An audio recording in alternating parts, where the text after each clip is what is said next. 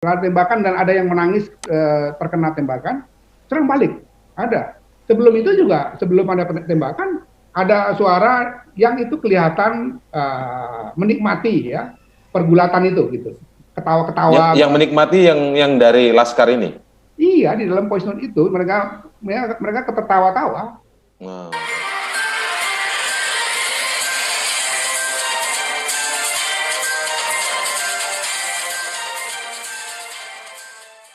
Halo sahabat Inspirasi News.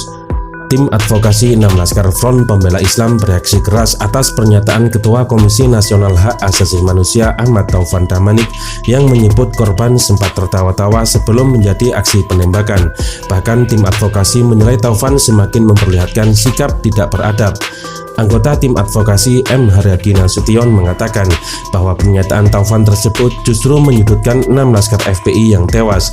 Padahal menurutnya Taufan menjadi pimpinan Komnas HAM RI yang menjamin tegaknya HAM di Indonesia dengan menjaga kredibilitas dan independensi. Pernyataan dari Ahmad Taufan Damanik selaku Ketua Komnas HAM RI yang justru menyudutkan 6 korban pelanggaran HAM berat semakin memperlihatkan sikap unethical conduct alias tidak beradab sebagai Ketua Komnas HAM RI, kata Haryadi dalam pernyataan tertulisnya yang dikutip suara.com Rabu 20 Januari. Tim advokasi Laskar FPI juga melihat konstruksi narasi yang dibangun oleh Taufan sangat subjektif dan berat sebelah.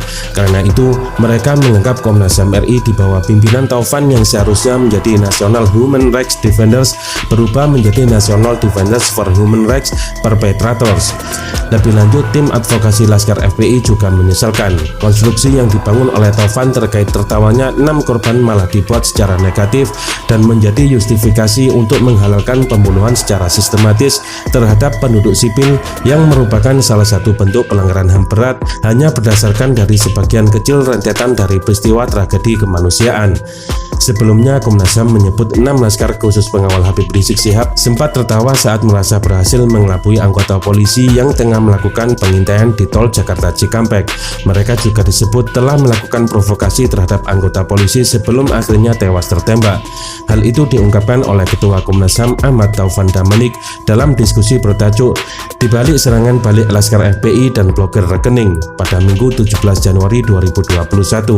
Damanik mengatakan itu merujuk pada rekaman suara atau voice note percakapan 6 Laskar khusus pengawal Habib Rizik.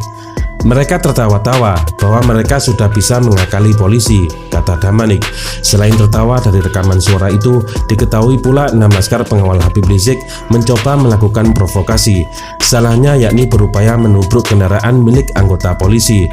Setelah itu baru ada tembakan-tembakan itu yang menyebabkan 2 orang tewas, ujar Damanik. Damanik juga menyebut kasus kematian 2 Laskar pengawal Habib Rizik ini Komnas HAM tidak mengategorikan sebagai bentuk pelanggaran HAM sebab kematian itu dipicu adanya tembak-menembak antara kedua belah pihak.